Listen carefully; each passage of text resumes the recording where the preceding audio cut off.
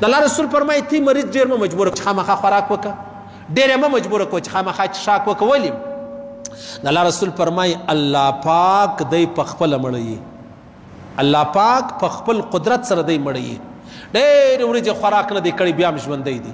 یو سړی جوړ روغ ډېر ورځې خوراک نه وکړي بل ورځ ګزارېږي. نن دا سړی ناجوړه دی، نن لسمه د خوراک نه دی کړی، بیا ما دی جوړ روغ دی، بیا هم د ناستې دی، بیا هم د ګرځېدو دی، بیا هم د مجلس دی. د الله رسول فرمایي هغه الله په خپل قدرت مړوي. د الله رسول فرمایي ګوره ډېر خلک ستا په میاشتې اوبه نه دي څښلي. د الله رسول فرمایي الله پاک په خپل قدرت باندې څه کوي؟ اوبه وي.